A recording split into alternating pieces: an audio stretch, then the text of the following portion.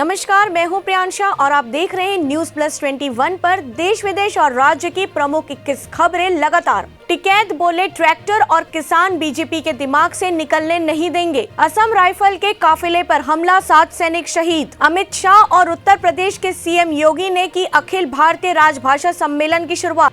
मायावती की मां का निधन, अंतिम संस्कार के लिए दिल्ली पहुंच रही बसपा सुप्रीमो। और 15 नवंबर को होगा राष्ट्रीय शिक्षा समागम।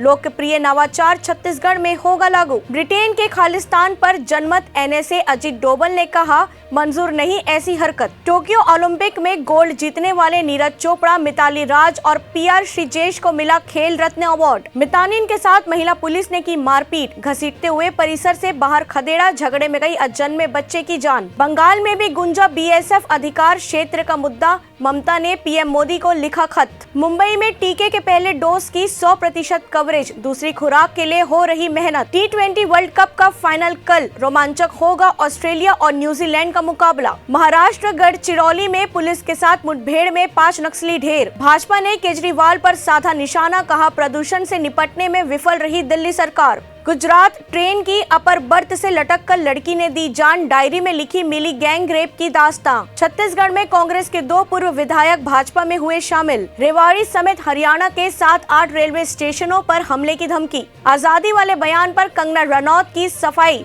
मुझे बता दो कि 1947 में कौन सा युद्ध हुआ था तो मैं पद्मश्री लौटा दूंगी। मैं भी एक किसान हूँ, पराली के मुद्दे पर बोले सुप्रीम कोर्ट के जज सूर्यकांत। इसी महीने भारत में लॉन्च होगा Redmi Note 11T 5G phone. Manipur आतंकी हमले पर राहुल गांधी का मोदी सरकार पर निशाना, साबित हुआ आप देश की रक्षा करने में असमर्थ। सबसे सस्ती सीएनजी गाड़ियाँ, मिलेगा 32 किलोमीटर तक का माइलेज, कीमत 4.76 लाख से शुरू। देश विदेश और राज्य की ऐसी ही प्रमुख खबरों के लिए सब्सक्राइब करें हमारा चैनल और देखते रहिए न्यूज प्लस 21, आपके हक की बात।